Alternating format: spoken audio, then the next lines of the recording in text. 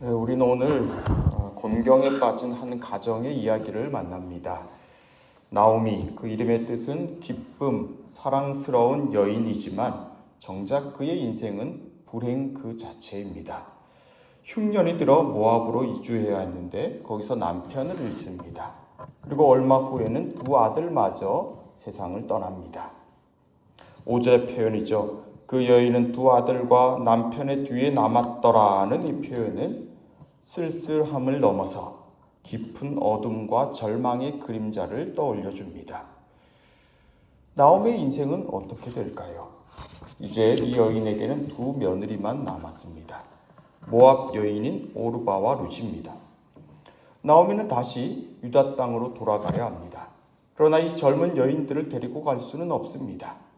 이들이 유다 땅에 들어가 할 일은 아무것도 없기 때문입니다. 그래서 나오미는 이제 이 두 사람과 헤어지고자 하죠. 마지막으로 그들에게 축복의 말을 남깁니다. 8절과 9절입니다. 나오미가 두 며느리에게 이르되 너희는 각기 너희 어머니의 집으로 돌아가라. 너희가 죽은 자들과 나를 선대한 것 같이 여호와께서 너희를 선대하시기를 원하며 여호와께서 너희에게 허락하사 각기 남편의 집에서 위로를 받게 하시기를 원하노라 하고 그들에게 입맞춤에 그들이 소리를 높여 울며. 눈물겨운 장면이죠. 나오미는 두 며느리를 떠나보내고자 합니다. 그러면서 그들을 축복합니다. 너희가 죽은 자들과 나를 선대한 것 같이 여호와께서 너희를 선대하시기를 원한다.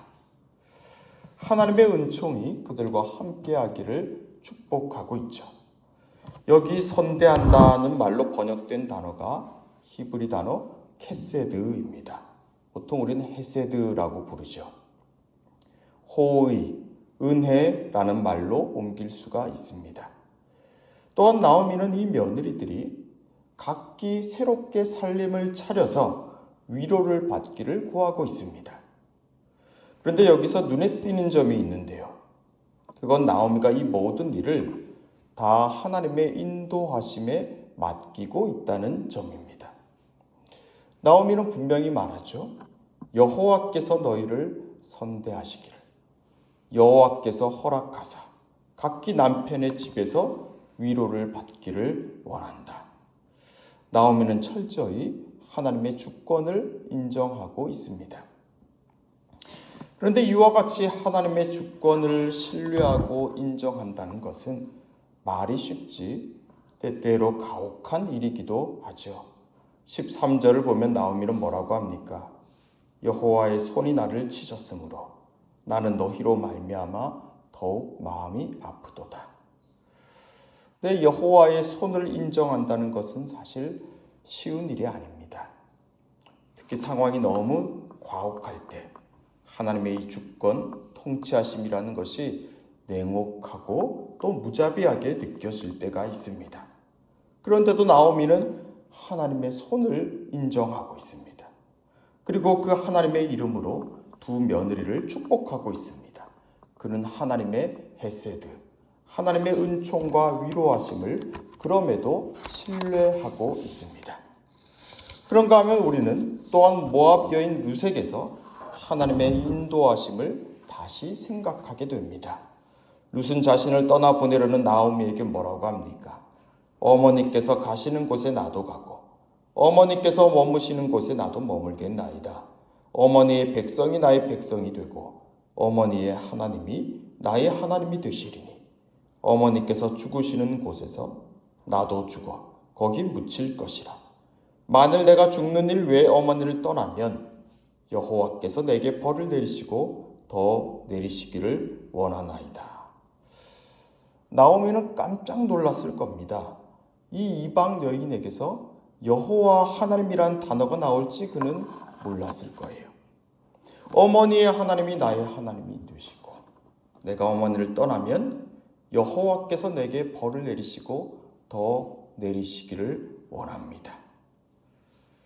여러분, 나오미는 이 룻의 말을 듣고 여호와 하나님의 주권과 그분의 다스림에 대해 다시 생각하지 않았겠습니까? 그는 비록 하나님의 손이 자신을 친다고 생각하지만 그럼에도 그 하나님의 주권을 포기하지 않고 그 손이 결국에는 나오미와 룻을 새롭게 인도하시리란 믿음을 갖지 않았을까요? 우리는 이 룻기 이야기를 통해 이 여인을 향한 하나님의 손이 어떻게 일하시는지를 볼 것입니다. 결론부터 말하면 하나님은 이 나오미의 축복을 들어주셨습니다. 너희가 죽은 자들과 나를 선대한 것 같이 여호와께서 너희를 선대하시기를 원한다는 그 축복하기 힘든 상황 속에서의 축복을 하나님은 들어주셨습니다. 그리고 하나님은 룻의 이 고백 위에 놀라운 일을 행하셨습니다. 자, 2장 11절과 12절 우리 잠시 보실까요? 2장 11절과 12절입니다. 보아스가 룻에게 말하죠. 네가 시어머니에게 행한 모든 것과 네 부모와 고국을 떠나 전에 알지 못하던 백성에게로 온 일이 내게 분명히 알려졌도다. 여호와께서 내가 행한 일에 보답하시기를 원하며 이스라엘의 하나님 여호와께서 그의 날개 아래에 보호를 받으러 온 내게 온전한 상 주시기를 원하노라. 자, 보아스는 룻이 나오미를 붙쫓은 일을 지금 뭐라고 말하고 있습니까? 그의 날개 아래에 보호를 받으러 왔다고 하죠. 네, 성도 여러분, 때때로 하나님의 주권을 인정한다는 것은 분명 쉽지 않습니다. 더욱이 상황이 어려워질 때 그분의 주권을 고백하고 인정한다는 것은 너무도 가혹한 일처럼 여겨지기도 합니다. 그러나 우리는 이 룻기 이야기에서 하나님의 일하심은 가혹한 것으로, 파멸하는 것으로 그치는 것이 아니라 사람들의 믿음의 고백과 선택을 더 큰 열매로 빚어지게 하는 것임을 발견할 것입니다. 그저 덩그러니 남겨져 있다 생각한 이 여인들이었지만 여러분, 그렇지 않았습니다. 하나님께서 그들과 그 순간 함께하고 계셨습니다. 그리고 그들의 고백을 다 듣고 그 고백 위에 선한 열매를 맺게 하셨습니다. 하나님의 이 선대하심, 그 은총의 크고 깊은 은혜가 지금도 저와 여러분을 에워싸고 있다는 것을 믿읍시다.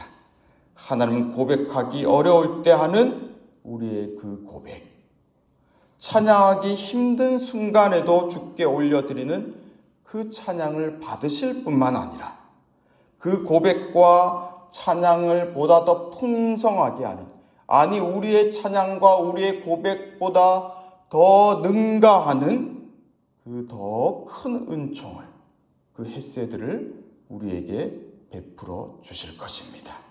기도하겠습니다. 하나님, 우리가 다 알지 못하는 앞날이지만 그 시간도 주님의 손 안에 있습니다. 우린 사실 룻과 같이 주의 날개 아래 보호받는 심정으로 그저 한 걸음 한 걸음 믿음의 발걸음을 뗄 뿐입니다. 호구리 중에 주님의 주 되심을, 주님의 주권을 고백하기 어려운 형편 중에도 그렇게 고백하는 사람이 있습니까? 도저히 하나님을 찬양하기 어려운 중에도 주님을 찬양하는 사람이 있습니까? 주님은 그것을 다 들으시고 그 믿음의 고백과 찬양보다 더 크게 역사하시는 분임을 이 시간 선포합니다. 주님, 당장은 주님의 손이 우리를 치는 것 같을 때가 있지만 우리는 주님의 선대하심, 그 은총이 더 크다는 것을 알고 있습니다. 우리의 이 암과 믿음을 결코 헛되게 하지 않으시는 하나님의 은총을 충만히 부어주십시오. 새 달을 열어주신 하나님, 이 눈부신 계절에 눈부신 주님의 은총으로 인해 눈물을 흘리고 미소를 짓고 사랑을 행하게 해주십시오. 주님으로부터 오는 은혜만이 우리를 살아나게 합니다. 이제 혼자 남아있다 생각한 이들이 주님의 함께하심을 보고 느끼게 해주십시오. 내일은 주님께서 사랑하시는 두 사람이 호린 예식을 치르며 새로운 가정을 또 세워갑니다. 하나님 아버지께서 그 시간 주님의 은총으로 함께하여 주시고 두 사람이 믿음 안에 또 사랑 안에 하나 될 수 있는 복된 시간이 되게 하여 주십시오. 예수님 이름으로 기도합니다. 아멘.